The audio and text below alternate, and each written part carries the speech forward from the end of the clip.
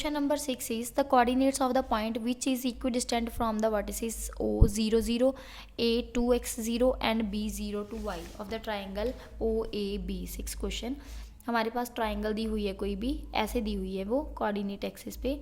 एक पॉइंट तो यही है 0,0, दूसरा है 2x,0 एंड तीसरा है 0,2y। एंड हमने कोई ऐसा पॉइंट फाइंड करना है जो तीनों से सेम डिस्टेंस पे हो। मान लो हमने ये पॉइंट फाइंड किया, वो तीनों से सेम डिस्टेंस पे होगा, यहाँ से भी एंड यहाँ से भी, ठीक है, तीनों से। तो हमारे पास ये पॉइंट के अकॉर्डिंग्स, अब हमें पता है कि ये दोनों से सेम डिस्टेंस पे मीन्स रेशो 1:1 होगी। तो this point is the mid point, हम इसको मान लेते OAB and this is the C point. तो सी पॉइंट पे हम मिड पॉइंट फार्मूला लगाएंगे, x1 + x2/2, y1 + y2/2।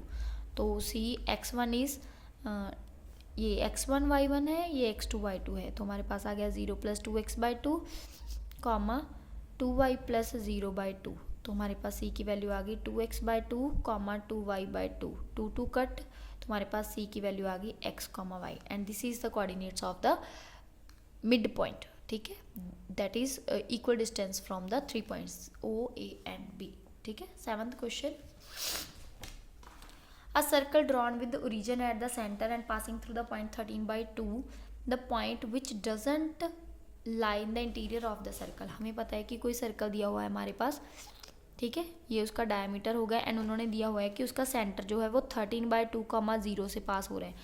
अब देखो ये 13/2,0 से पास हो रहा है, मीन्स ये हमारे पास एक्स एक्सिस होगी,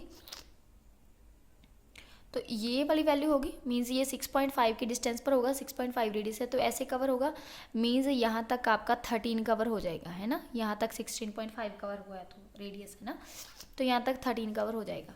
तो यहाँ इनमें से कौन सी वैल्यू आएगी, -3/4/1, 2, 7/3, 5, -1/2 एंड -6,5/2। हमें पता है कि ये 2, 5 वाली तो उसके अंदर ही आएंगी वैल्यूज, -3 वाली भी वैसे, -3/4 वाली 0.75 आएगी, माइनस का 0.75 आएगी वैसे तो, इधर ये भी नहीं जा रही है एंड साथ में ये वाली वैल्यू भी -6 वाली तो जाएगी नहीं। तो यहाँ पर 2 ऑप्शन बने हैं, option A and option D। तो हम D को लेके चलते हैं क्योंकि दूसरा तो छोटा सा ही है। तो हमारे पास आ गया -6,5/2, ठीक है, ये लाई नहीं करेगा interior, doesn't lie in the interior।